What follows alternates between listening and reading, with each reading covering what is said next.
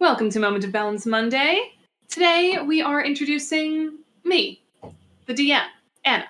And my players are here to ask me a couple questions about this show. Hey, Anna. This is like your first time running a game ever. What made you want to start DMing, and how's that going? It's kind of funny. The answer is chronic insomnia.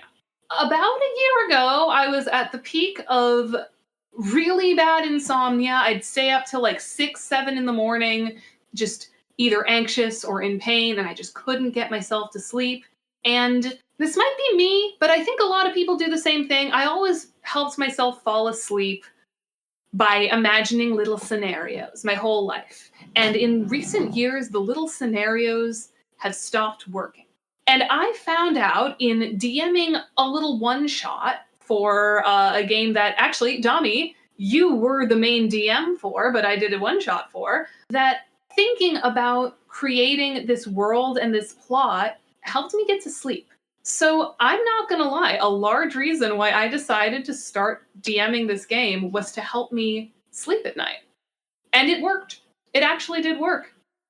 I plan out my sessions while trying to go to sleep all the time. So, Anna, I haven't watched Legend of Korra.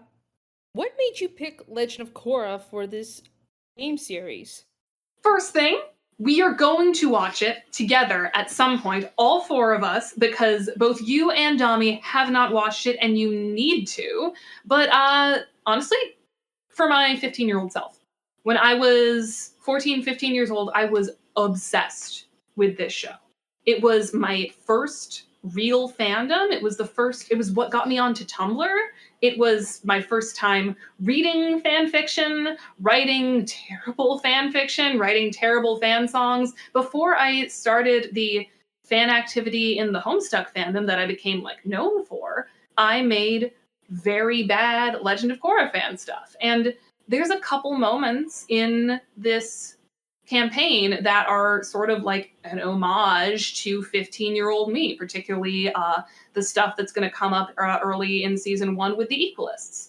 Midori is actually stolen from a fan fiction I read back in 2012, or very, very, very loosely based on a character from a fan fiction that I read in 2012. But yeah, I chose the Legend of Korra setting for my younger self. And also, I just really like the show. So, Anna, without spoiling too much about it, what are a couple of things that surprised you about our first season?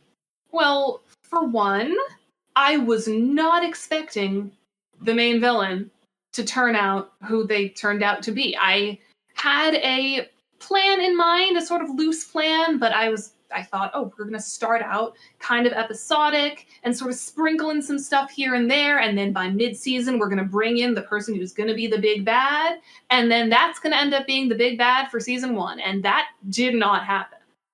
Said character does show up, maybe more end season than mid-season, and then does some stuff and then disappears. A different character becomes the main antagonist, and I am so happy with how it turned out.